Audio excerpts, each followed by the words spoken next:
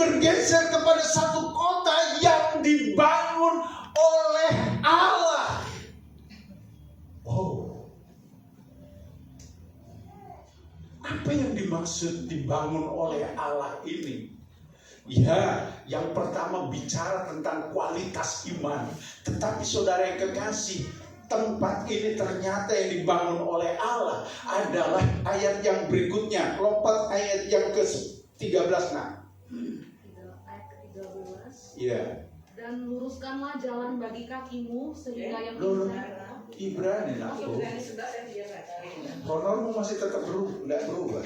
Jangan pengen cepet-cepet. Dalam iman mereka semua ini telah mati sebagai orang-orang yang tidak memperoleh apa yang dijanjikan itu, tetapi yang hanya dari jauh melihatnya dan melambai-lambai kepadanya, dan yang mengakui bahwa mereka adalah orang asing dan pendatang di bumi ini. Ayat 14. Sebab mereka yang berkata demikian menyatakan bahwa mereka dengan rindu mencari suatu tanah air. Oh, rupa-rupanya saudara yang kekasih di dalam Tuhan, yang diomong Abraham tentang negeri Kanaan yang seringkali kita digambarkan dengan berlimpah-limpah susu dan madu, betul ya? Itu kan gambarannya, itu kan puncak keberkatan, puncak segala kelimpahan, puncak segala iman. Ternyata, yuk geser lagi saudara yang kekasih, pakai ayat yang ke-15. Dan kalau sekiranya dalam hal itu mereka ingat akan tanah asal yang telah mereka tinggalkan, maka mereka cukup mempunyai kesempatan untuk pulang ke situ. Terus ayat 16, ini puncaknya. Tetapi sekarang mereka merindukan tanah air yang lebih baik, yaitu satu tanah air surgawi. Wow. Sebab itu Allah tidak malu disebut Allah mereka, karena Ia telah mempersiapkan sebuah kota bagi mereka. Ternyata saudara yang kekasih, ketika Abraham, saya pakai istilah geser ya, geser mulai yang tadinya negeri Kanaan, bicara puncak kelimpahan, puncak segala perjanjian Allah. Ternyata yang dirindu-rindukan oleh Abraham ternyata bukan itu berikutnya.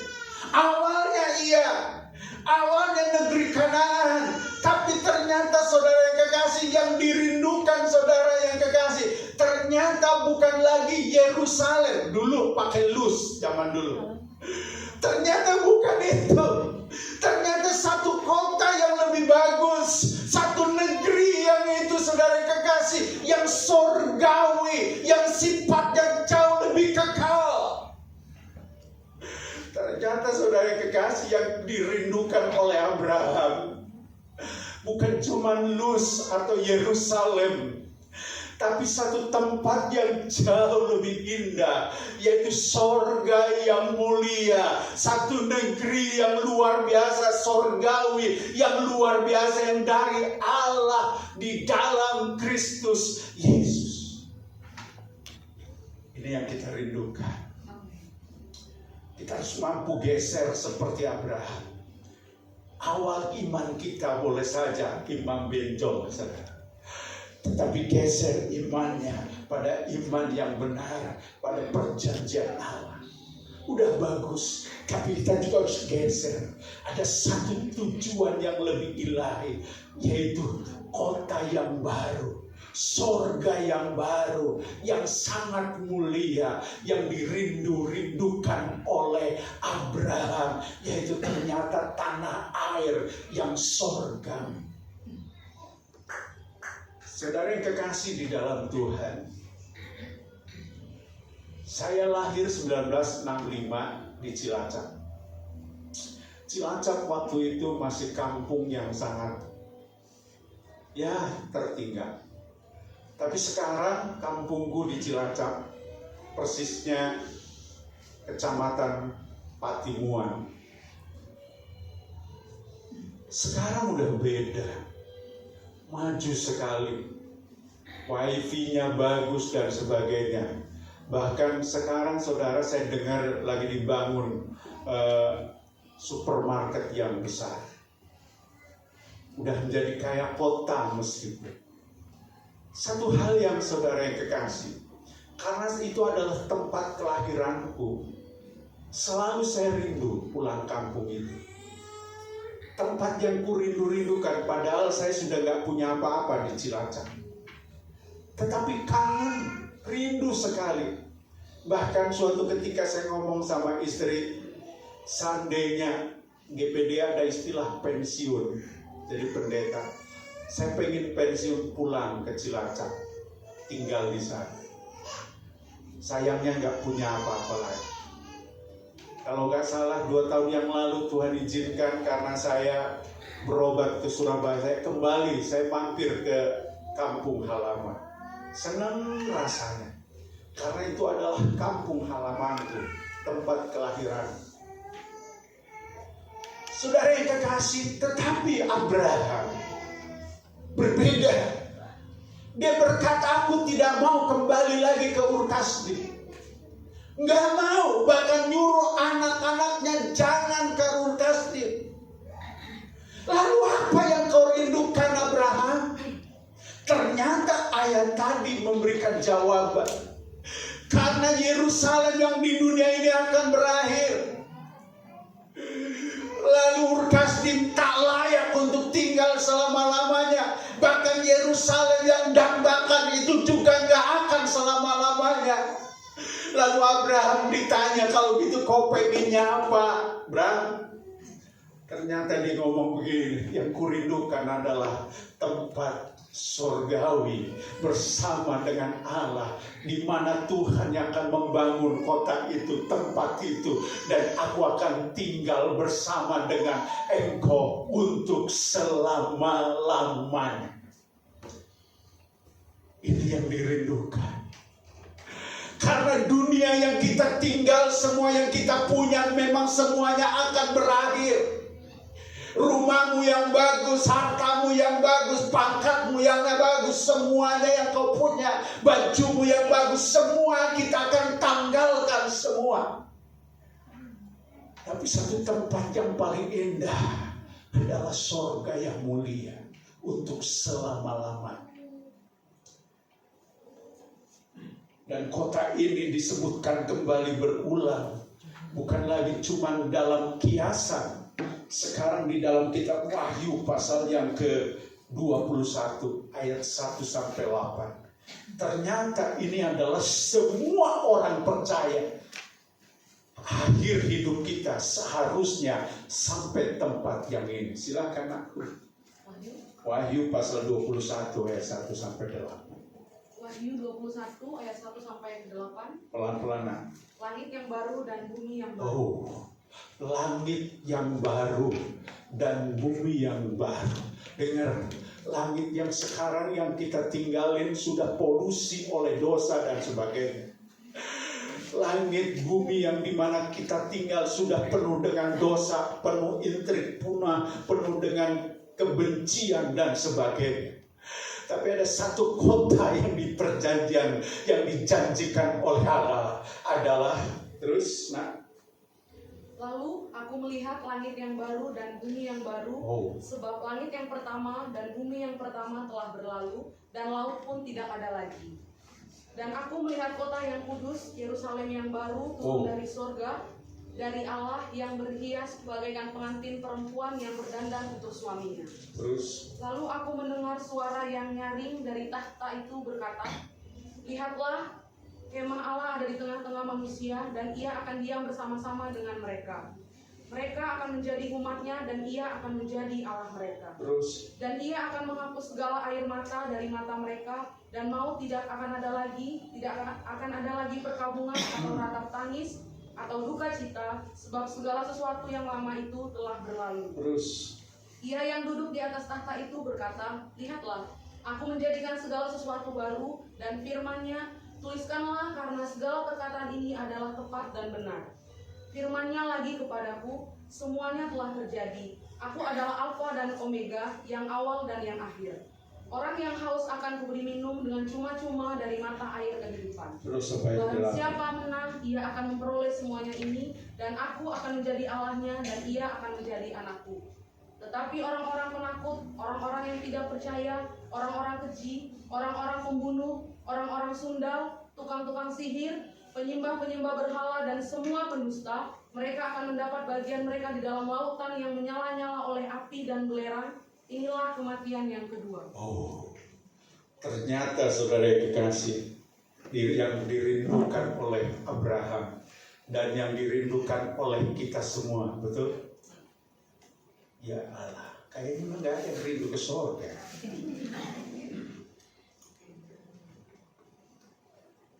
Ada seorang anak muda ditanya, kau pengen ke surga? Ya om, tapi jangan sekarang kan. Iyalah, aku juga belum sekarang juga. Tapi visi akhir hidup kita adalah ini. Tempat ini yang kita rindu-rindukan. Tempat yaitu Yerusalem baru untuk selama-lamanya. Hari ini sekarang saudara yang kekasih, tempat di mana kita tinggal masih ada air mata, ada ceceran pemberontakan, ada olok-olokan dan sebagainya. Tapi dengar, ada satu tempat untuk kita semua. Itu tempat untuk selama-lamanya. Begitu pun terus bertahan. Karena tujuan kita adalah di itu untuk selama-lamanya. Hari ini mungkin sawitmu lagi murah, Bung. Gak apa-apa. Kau punya tempat di sana yang lebih mulia. Hari ini Bapak Ibu mungkin kau belum punya kaplingan di dunia ini. Kau masih kontrak dari satu tempat ke tempat lain. Gak apa-apa. Tapi Yerusalem yang baru yang diomong Abraham adalah tempat di mana kita akan tinggal untuk selama-lamanya. Dan di sana dikatakan nggak ada lagi air mata, nggak ada duka. Haleluya. Oleh karena inilah kita boleh melayani Tuhan siang dan malam. Oleh karena inilah kita rela menderita, mempertahankan iman di dalam Kristus Yesus. Oleh karena tempat yang mulia ini, Bapak Ibu yang kekasih, haleluya, jangan berubah setia. Jangan kau tinggalkan imanmu hanya oleh karena pangkat, oleh kedudukan. Karena yang disebutkan dalam kitab Wahyu ini adalah real dan benar adanya. Dan ini adalah untuk selama-lamanya, bukan 1-2 hari, tapi untuk selama-lamanya dalam kehidupan. Setiap kali saya melayani Tuhan, ada kalanya duka, ada kesulitan, ada kalanya diperlakukan tidak adil. Selalu mataku memandang di sana. Jadi kuat kembali melayani Tuhan. Acap kali kita menahan lapar, menahan dan sebagainya, menahan perasaan. Tapi ketika aku ingat satu tempat yang paling mulia, dan di tempat itu kita akan mendengar kalimat yang kurindu-rindukan adalah kalimat yang berkata, sabaslah engkau yang telah setia, masuklah dalam kebahagiaan. Selalu yang kubayangkan kurang lebih kayak gini, ketika saya pas di gerbang sorga, pas kita lagi jalan, saya melihat Tuhan lalu dia berkata, masuklah anakku. Dengan bangga, dengan rasa kagum kepada dia, lalu dia berkata, sabaslah anakku, engkau telah berlelah-lelah, masuklah dalam kebahagiaan. Betapa mirisnya yang tadi ayat yang ke-8, ayat yang ke-12 dan yang ke-13. Tetapi engkau yang pembenci, engkau yang penakut, engkau dan sebagainya, engkau hanya masuklah dalam penghukuman yang kekal. Jangan berhenti iman. Jangan mundur imanmu. Karena ada satu tempat yang untuk selama-lamanya, satu tempat yang penuh kebahagiaan untuk selama-lamanya. Amin.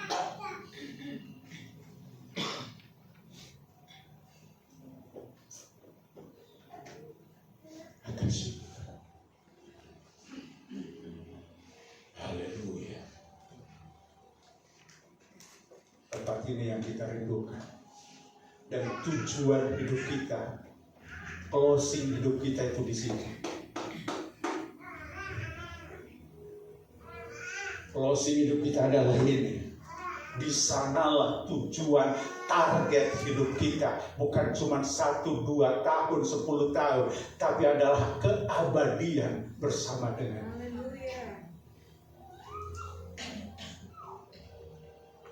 Lalu apa yang dilakukan karena faktanya kita masih hidup? Betul? Kembali ke Ibrani tadi. Pada ayat yang ke-13, kalau baca ulang lagi, masih Ibrani 11. Dalam iman mereka semua ini telah mati sebagai orang-orang yang tidak memperoleh apa yang dijanjikan itu, tetapi yang hanya dari jauh melihatnya dan melambai-lambai kepadanya, dan yang mengakui bahwa mereka adalah orang asing dan pendatang di bumi. Oke, satu ayat lagi, ayat 14. Sebab mereka yang berkata demikian menyatakan bahwa mereka dengan rindu mencari suatu tanah air. Ya, ternyata saudara yang kekasih, apa yang sekarang masih hidup ini, ayat ini digambarkan kita adalah sebagai orang asing, sebagai pendatang atau sebagai musafir kita selama di dunia. Apakah saudara bisa dipercaya itu? Iya. Karena pasti saudara yang kekasih, ternyata apa yang kita punya hari ini, sebut apa yang paling mewah dari hidupmu, semua kita akan tinggalkan. Itu fakta bahwa kita ternyata cuma musafir di dunia ini. Tak ada satupun yang akan dapat bawa iman masuk ke dalam surga yang mulia tadi. Jadi semua hari ini, apa yang hebat-hebat kau punya ini, ternyata itu cuma titipan. Ternyata saudara yang kekasih, kita cuma musafir. Jadi rumahmu yang bagus suatu ketika juga akan kita tinggalkan. Mobilmu yang begitu mewah juga karena engkau seorang musafir, kau akan tinggalkan dan kau akan bergeser menuju tanah air surgawi itu. Ini yang harus kita lakukan. Jadi pikiran kita harusnya juga pikiran kita adalah pikiran seorang musafir. Sifatnya semua yang kita punya adalah sementara. Bilang pada sebelahmu, apa yang ku punya sifatnya sementara. Semua akan kita tinggalkan. Dengar, semua, pasti semua akan kita tinggalkan. Bahkan pasangan hidup pun suatu ketika akan pisah dalam kemaut di maut kita masing-masing. Tidak ada yang akan untuk selamanya. Satu-satunya yang akan selamanya adalah kepada Dia, mempertanggungjawabkannya imannya daripada sekarang. Untuk itu sadar bahwa kita adalah cuma musafir. Apa yang harus kita lakukan? Apa yang harus kita kerjakan? Apa yang harus kita buat, saudara kekasih di dalam Tuhan? Ternyata saudara, karena faktanya kita masih hidup. Kecuali engkau langsung pulang ke rumah Bapa di surga. Ada yang mau pulang sekarang? Belum. Kalau gitu, karena kita masih faktanya masih hidup, apa yang harus kita buat? Ini yang harus dilakukan. Yang pertama, dalam Matius pasal 6 ayat 33.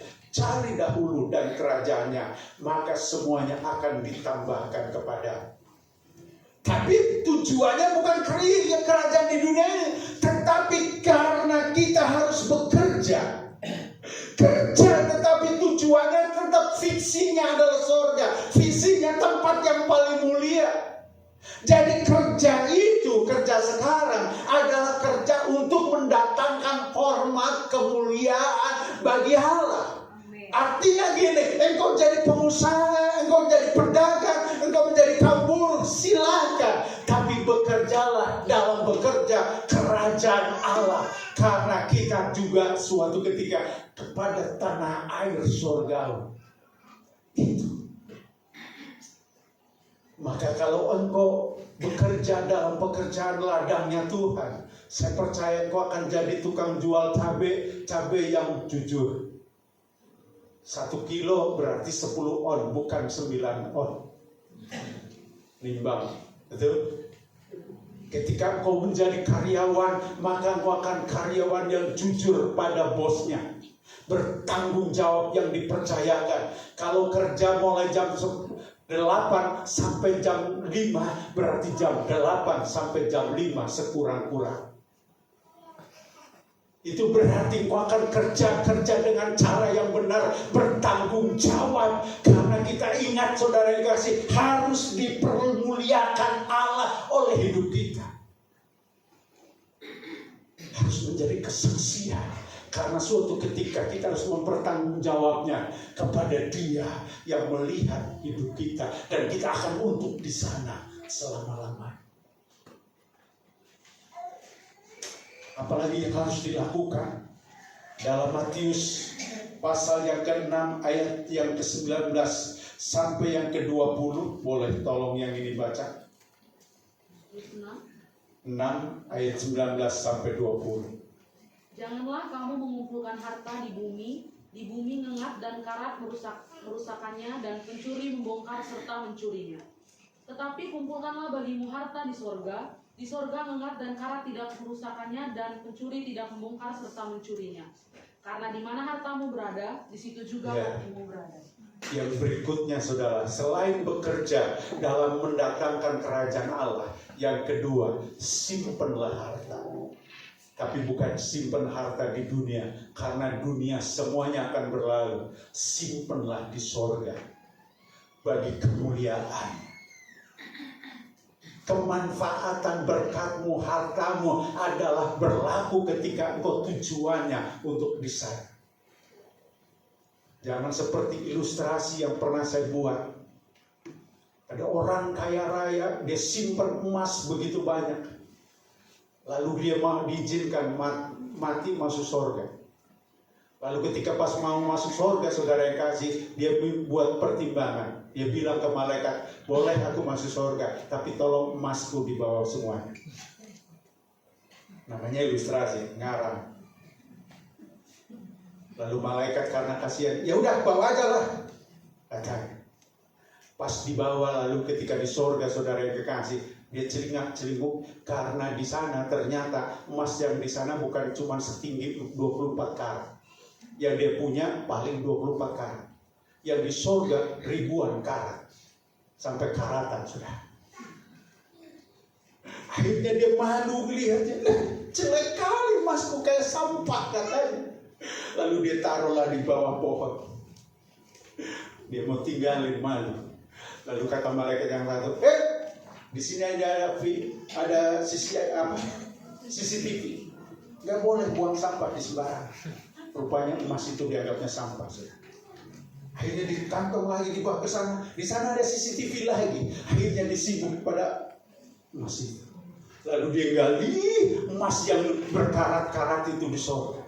Dia lupa masuk ke surga karena disibuk di taman. Karena di situ banyak emas yang lebih baik. Dengar saudara yang kekasih. Mari kita mau kepada sesuatu yang lebih kekal.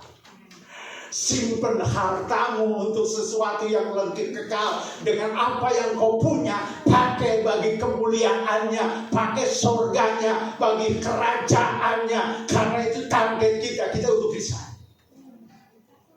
Amin.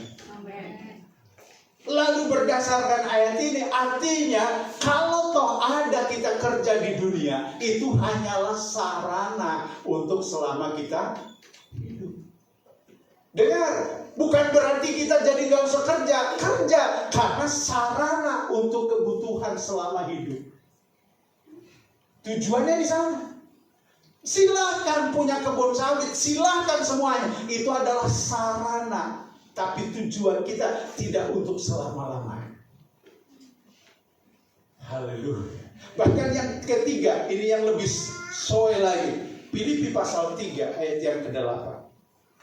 Ini yang terakhir. Filipi 3 ayat yang ke-8. Iya. Filipi 3 ayat yang ke-8. Malahan segala sesuatu kuanggap rugi karena pengenalan akan Kristus Yesus Tuhanku, lebih mulia daripada semuanya. Oleh karena dialah aku telah melepaskan semuanya itu dan menganggapnya sampah supaya aku memperoleh Kristus. Ya, kalau dibandingkan dengan Kristus, ternyata segala kemuliaan, segala kejayaan, segala kehebatan itu adalah sampah. Dalam bahasa Yunaninya memakai kata skubalon. Skubalon itu bukan cuma sekedar sampah, tapi memakai kotoran. Mohon maaf karena ini ilmiah harus saya jelaskan. Yang disebut kotoran itu bukan cuma kotoran sampah. Mohon maaf, itu kotoran yang di 3 huruf. Mau nyebut aja nggak enak kita nyebutnya ya. Itu maksudnya. Yang kalau sendirian pas di rumah saudara jongkok itu maksudnya. Yang disebut skubalon adalah itu. Jadi kalau saudara yang kekasih bangganya cuma karena mobil, rumah dan sebagainya, dengar itu berarti kau sedang simpen skubalon. Kemana-mana, skubalon kau baik. Haleluya. Tetapi kalau dibandingkan kemuliaannya Allah, wow. Suatu ketika saudara kasih ada penglihatan Billy Graham adalah seorang penginjil dunia. Lalu suatu ketika saudara dia dapat penglihatan bahwa di sebuah kota ada KKR besar-besaran. Lalu malaikat membagikan mahkota satu persatu semua pelayan-pelayan dia. Semua sudah dapat mahkota yang bagus-bagus. Terakhir tinggal 2 mahkota yang belum dibagikan. Satu yang bagus sekali, agung sekali. Yang satu bagus, tetapi yang satu lebih bagus. Lalu yang belum dibagi tinggal 2, dirinya. Lalu yang satunya seorang ibu janda tua miskin di gerejanya. Maka dia berpikir begini, pasti aku yang akan dapat mahkota yang sangat mulia ini dibandingkan dengan ibu janda ini. Karena mohon maaf, makannya pun dibantu oleh gerejanya dia. Maka dia buat ukuran saya akan lebih mulia dan dia kurang mulia. Ternyata ketika dibagikan mahkotanya, dia yang tadinya udah kepedean, tiba-tiba mahkota yang paling indah diberikan kepada janda tua itu. Sedangkan dia yang satunya yang kurang mulia. Dia komplain kepada malaikat, "Kak, kenapa kau diberikan kepada dia bukan kepada aku?" Si malaikat menjawab, "Dengar, nak, karena ibu inilah yang setiap saat berdoa membuat kau kuat dalam pelayanan. Kau bisa ada hari ini karena nenek itu yang siang malam berdoa karena engkau. Jadi dia yang lebih layak memperoleh mahkota lebih mulia, walaupun kau pun dapat." Bapak Ibu yang diberkati Tuhan, saya percaya mahkota Tuhan sedang sediakan ketika kita akan masuk ke sana.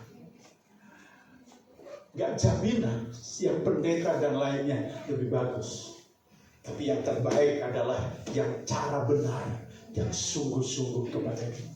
Mari kita mau melayani dia, supaya ketika kita menerima mahkota yang abadi, kita akan menerimanya dengan rasa kagum. Mungkin kita akan seperti kitab Wahyu pasal yang ke-5. Mungkin kita tak akan layak, kita akan tersungkur dan berkata, "Engkau yang layak menerima kemuliaan, kehormatan." Dan tua-tua itu berkata, dia mengangkat lalu berkata, "Sambaslah engkau, tinggallah engkau dalam kemuliaan." Mari kita berdiri.